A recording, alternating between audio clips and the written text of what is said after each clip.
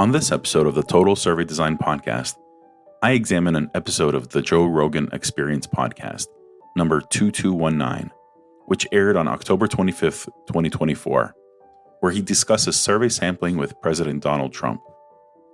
They both express skepticism about the reliability of polls for making broad national claims. They also refute the ability to make predictions from small samples and criticize polling methodology. In this episode, I talk about what they got right and what they got wrong, diving into the science of sampling. I was on the fence about making this episode for a long time, but I noticed recently that the same skepticism about polls and survey methodology continues to be repeated, especially by Rogan himself, which is why I wanted to do my part to help clarify some concepts for everyone.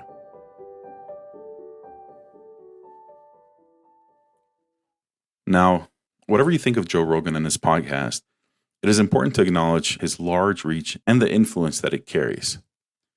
I'm not here to make a judgment on the content of the podcast, but I do want to share my thoughts when it comes to them discussing the legitimacy of survey sampling and methodology, and especially discussing this topic with the current president of the United States.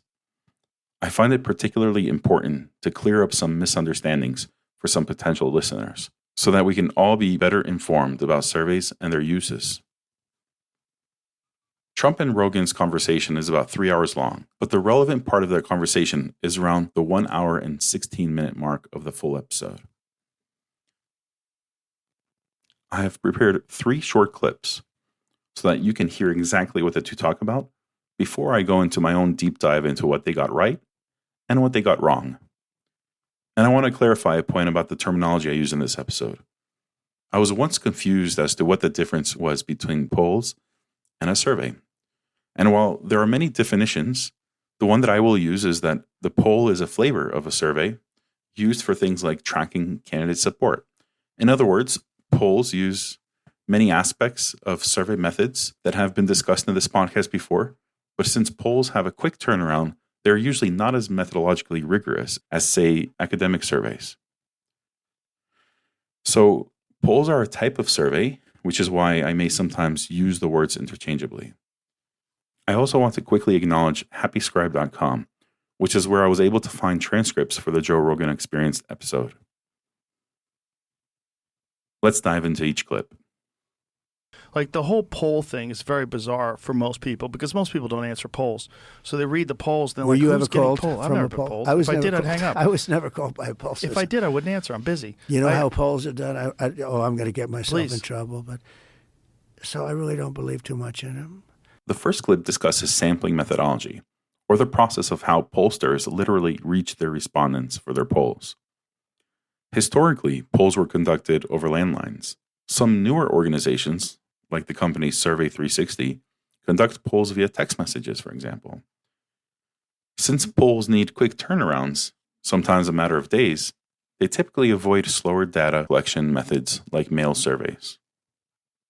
If a state poll is seeking to understand support or favorability, the target population will be voters in that specific state. Ideally, a sampling frame should include all eligible voters in a state, but no complete list of their phone numbers exists. To address this, pollsters often use random digit dialing to generate numbers within valid blocks, rather than relying solely on area codes, which are unreliable in identifying location, especially for mobile phones. Screening questions help confirm state residency. While software assists in managing calls, survey sampling involves more than just dialing. It requires careful design and adjustment for coverage and non-response. Historically, telephone surveys once achieved a response rate of around 60 to 70%, and this was in the 70s and 80s. But today, even the best phone polls struggle to reach about 5 to 10%. So, Trump and Rogan are intuitively correct that nobody they know ever gets polled. But this is a matter of probability. If a poll collects 1,000 respondents from a population of 10 million, then in theory, each person has about a 1 in 10,000 chance of being selected. But in practice, it's even less likely due to how samples are drawn and who actually responds due to things like the use of stratification or cluster design. So the reason why Trump or Rogan might have never received a call or a text message about a political poll may be because things like an administrative assistant screening their calls. Or maybe they received the survey, but it was viewed as junk mail and never reached their desk. Or maybe they just don't have a landline. Also, often people who might be very busy might not even let the surveyor finish their introduction before hanging up, giving the impression that they've never been called, or they may screen unknown numbers altogether using caller ID. They may live in a state that are not contested states, further reducing the number of polls conducted in those states. In other words, if you live in Texas, your chances are lower of receiving a call from a pollster than if you live in, say, Iowa. Let's listen to the next clip. But, I have a theory. These pollsters, they charge you a lot of money, too. They charge you $500,000 to do some stupid poll, and they interview like 251 people. I don't think they interview them in many cases. I don't want to get myself in too much trouble. You think it's bullshit? No, I think they sit there, they make a deal, they get $500,000, and they say, Trump's leading 51-49. They announce it, and everybody says, oh. Do you understand? I don't think they. I think in a lot. Look, I'm a very common sense person. I think that they probably don't always poll. Some of them probably never poll. What's the difference between 49-51 and 47.5? Well, it's also a tiny percentage of the population. I don't think it's representative of the overall population. This is a logical fallacy and a misunderstanding of sampling. But there's also a solid critique about how sampling is being reported by the media. Check out Season 1, Episode 5 of this podcast, entitled Sample Design, Part 1, Sample Size, or Why Just Over 1,000 Responses is Enough to Generalize Findings to Millions of People, to learn more about why sampling is a powerful and effective way to learn where the entire population stands on certain issues. And just to briefly recap why sampling works, think about this analogy. Imagine you are making a soup. You don't have to drink the whole soup in order to know if there is not enough or too much salt. You just need one small sip, so long as the whole soup is mixed properly. Just from a small sample, you could tell what's going on with the whole pot. And similarly with the population, if you conduct a proper random sample where everyone in your population has an equal chance of being selected for your survey, then statistically you will sample a bit from one neighborhood, a bit from another, a bit from the city, a bit from the countryside, a bit from the old folks, a bit from the younger, and with about 1,000 responses, you can get a pretty good sense of what is going on with the population as a whole. And most pollsters aim for that magic number of 1,000. It is not the standard of the industry to get 250 responses. Trump's 251 people caricature ignores the math of probability sampling of national polls. Sure, some polls, especially internal campaign or local issue polls, might use smaller samples, but those smaller samples have a higher margin of error and lower precision. You can conduct a survey with 250 people, but for a confidence interval of 95%, you might have a margin of error of plus or minus 6.2 percentage points. Whereas with 1,000 respondents and a 95% confidence level, the margin of error is typically around plus or minus 3.1%. What Joe Rogan and Trump get right, though, is the fact that the mainstream media often reports precise numbers, often neglecting to acknowledge the sampling error aspect of statistics that comes from sampling. In other words, the only way a pollster can know for sure that a population favors a candidate 49-51 without any margin of error is if they have asked literally every single voting person in the population. But the moment you don't survey everyone, in other words, the moment you only have a sample of the population, you need to also be reporting margins of error and confidence intervals. So if that 49-51 poll has a margin of error of plus or minus 3%, that means that the 49% number could really be anywhere between 46% and 52%. So statistically, the 49 and the 51 are overlapping, and it is not accurate to report them as if one candidate is quote-unquote winning. Trump and Rogan are right in that there is a problem when the 8 o'clock news doesn't report sampled results with the appropriate statistical terminologies. And the final clip. I honestly believe that there's probably a lot of fraud. I had a poll, Washington Post, ABC, in the Hillary thing on Wisconsin. They had me down 17 points the day before the election. I knew it was wrong because I had a rally. I had 29,000 people at a racetrack, and it was like 0 degrees, Wisconsin. And they had me down 17 points. In other words, you had no chance. And I won. And I called up my pollster, who's a good guy, good good guy, and I believe he's legitimate, and and some of them are, and some of them aren't. I said, tell me, why did they have me down so much? I mean, nobody's going to believe them the next time. They said they don't care. When you're down 17 points, people are going to stay home. They're not going to vote. Right. Because they're going to say, I love Trump, but I'm not going to waste my time. It's cold out. I said, but what do they make at 4 or 5? He said, at 4 or 5, they're going to go and vote. At 17, they're not going to go and vote. So think of it. I was 7. This is the Washington Post ABC poll. I was down 17 points in Wisconsin, and I won. It's crooked stuff. There's a lot of crooked stuff, and I wanted to talk about that too, because one of the things that people talk about with you is the denial of the results. I would like to first clarify some facts before diving in. Trump refers to the 17-point gap as having been during the 2016 elections against Hillary in Wisconsin. And I did some digging. And while there was a poll that showed Trump being 17 points down in Wisconsin, it was in 2020 against Biden, and it was a week before the election where Biden did indeed win Wisconsin. Biden went on to win Wisconsin in 2020 by 0.63 percentage points, a much smaller gap than the 17-point predicted in the poll.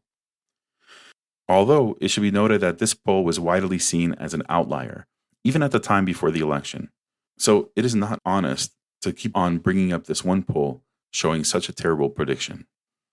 So while Trump did get some facts wrong, there is a discussion to be had about how the ABC Washington Post poll showed such a large gap just a week before the election. And I believe there is some merit to the criticism that people in general might not vote if they see their candidate losing by 17 points. There is a lot to unpack here. You can imagine that through the bandwagon or underdog effect, effects well documented in political psychology, that voter suppression can happen if voters see a 17-point gap. But then the deeper accusation is that pollsters make up numbers to influence voter turnout. And I care about this accusation because it makes the survey methodology profession lose credibility, especially if someone believes that this happens all the time. And I want to counter by saying that I think it is possible to field accurate polls. And the evidence is simple. If you want to get a sense of how accurate polls can be, all you have to do is look at someone that has aggregated many polls to develop a more accurate picture of the political field. Nate Silver of 538 has done these types of aggregated polls. And while the media narrative was that Hillary was going to win 2016 with certainty, Nate Silver stated that Trump had about a 30% probability of winning. The surprise result didn't contradict polling. It highlighted the uncertainty that was already baked into the forecasts, which at the end shows to me that polling as a tool is still very useful. But returning to the original point, while it is true that there isn't just one polling organization, the fact of the matter is that ABC and the Washington Post are large organizations that should be trusted. And let's be real, most people aren't going to be researching themselves 50 or more polls to try and land on more accurate predictions.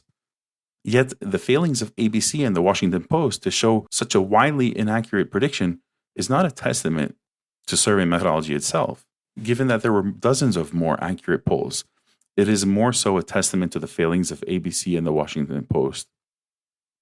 Now, I can't say whether the failings of ABC Washington Post in 2020 was a matter of malice or utter methodological incompetence. But Trump is right in the sense that the ABC and the Washington Post ought to do better, especially given the widespread reach that they have within America. They can do better to present their findings as not precise predictions, but rather present poll results in a more scientifically honest manner, which includes being more transparent about their methodology, how they conduct their weighting, how they found their respondents, who they decided to screen, their sample size, their response rates, and margins of error and confidence levels. Another point to consider is that polling during hotly contested elections is a very challenging task from a survey methodological perspective. People who are already very heated about an election are being asked who they are likely to vote for. It is a task riddled with the potential of measurement error, which is why we have margins of error that we should weigh more heavily over any definitive and precise prediction numbers. In other words, you as a citizen should be skeptical anytime a news organization or politician reports any polling numbers that are as precise as 2 integer numbers, 2 whole numbers. We should do more to demand that polling and survey findings more broadly are reported in more scientifically accurate language. And let us not forget that national polls are not supposed to predict the exact outcome. They measure the electorate at a point in time. A poll is a snapshot, not a prophecy.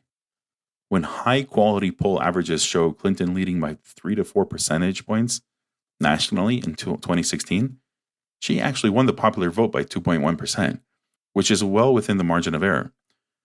State-level polling errors were the problem, not the concept of sampling itself.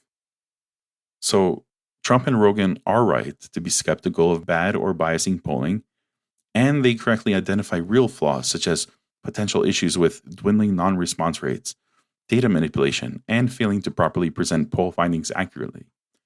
But from a scientific standpoint, their blanket dismissal of the benefits of surveys ignores the proven mathematics of probability sampling and the rigorous adjustments modern pollsters use to overcome these very problems.